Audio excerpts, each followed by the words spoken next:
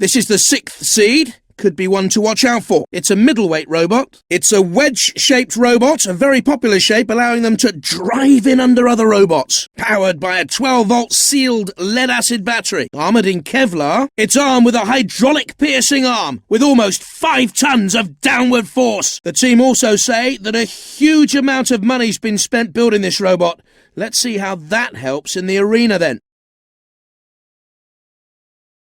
Unseeded this robot, but showing a lot of potential. It's a middleweight category robot. This wedge shape, very popular among our roboteers, gives them the advantage of being able to get in underneath and tip opponents, of course. Relying on a 12-volt sealed lead-acid battery for power, armoured in aluminium. It's armed with a hardened steel circular saw powered by the petrol motor from a garden strimmer. It's armed with a 3-pronged titanium spike, allowing it to ram and defend from 3 different angles. A relatively cheap robot, this one as well, showing you can still compete in robot wars on a budget.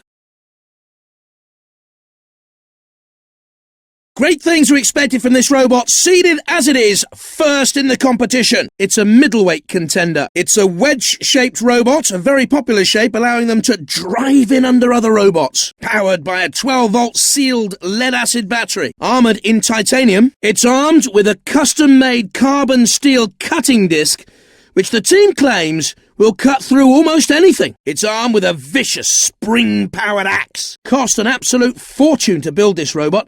Let's hope it was worth it for them.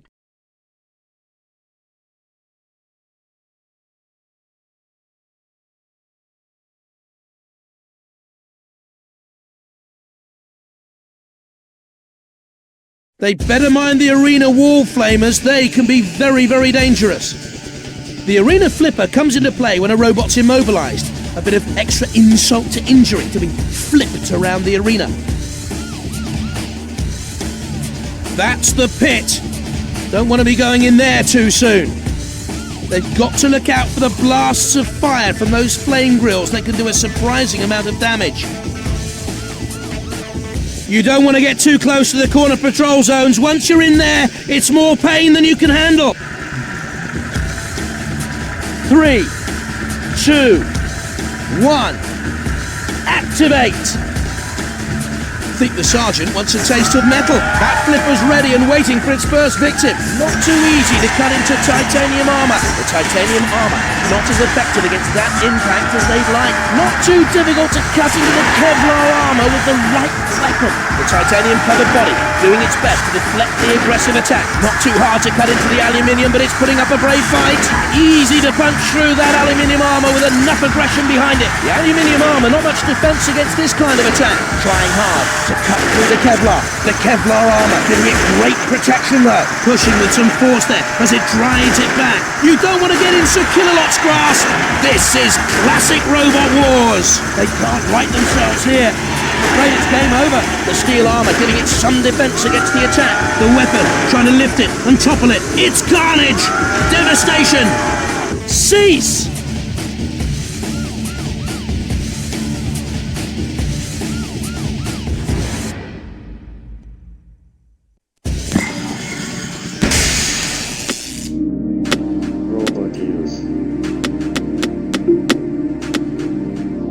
Prepare yourselves.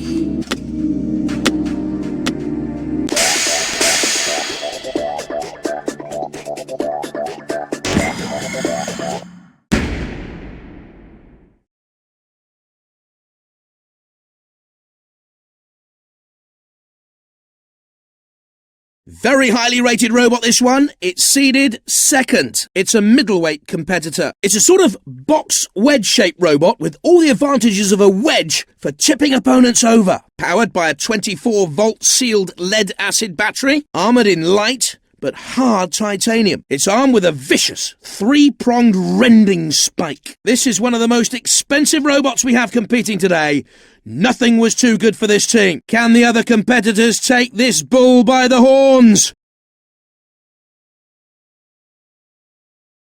Definitely in with a chance of surprising everyone, this robot, unseeded today. It's a lightweight robot. This is a high wedge-shaped robot.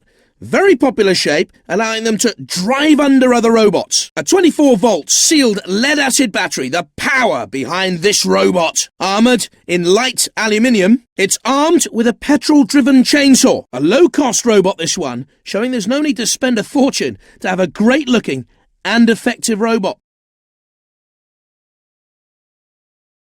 Unseeded in this competition, but could have a few surprises up its sleeve. It's a lightweight category robot. It's shaped like a kind of domed wedge, powered by a 6-volt sealed lead-acid battery. Armoured in aluminium, can this light armour stand up to the punishment here in the arena? It's armed with a pneumatic drill with a hardened steel drill bit, can drill away at around about 180 RPM, causing internal and external damage. Amazingly cheap to build this robot. I don't know how they did it.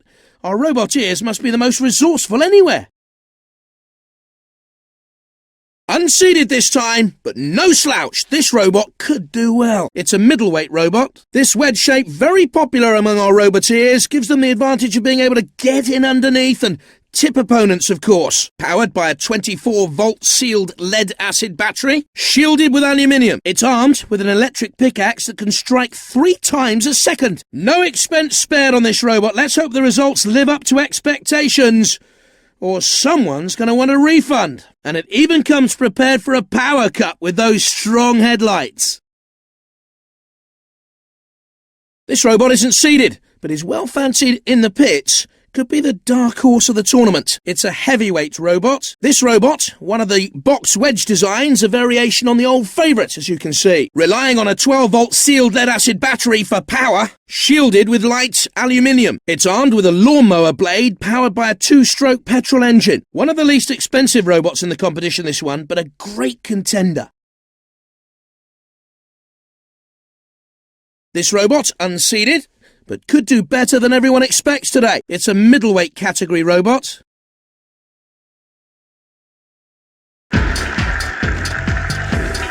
Three, two, one, activate!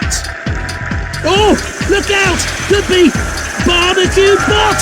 That flipper's ready and waiting for its first victim. It's finding it hard to stand up to the slicing with just the aluminium armour. The titanium won't be able to stand up to too much of that. Tricky to cut into the titanium, luckily for them. The pneumatic drill has been snapped off! No more dentistry for that drill. Wouldn't like to be cleaning the debris from the arena later on. I'm not sure how long the aluminium armour can hold up against this sort of impact. Can the aluminium armour stand up to this? The titanium armour not as effective against that impact as they'd like. Lunging in with a chainsaw. They can't right themselves. Something's wrong. It looks like they're out of the contest. The saw blade is shattered. It's not much use now. The aluminium armour, not much defence against this kind of attack. Not too hard to cut into the aluminium, but it's putting up a brave fight. Onto the arena flipper they go. Are they ready to fly? The titanium standing up for now. How long will it hold out? Metal everywhere, and the crowd love it. Pounding away.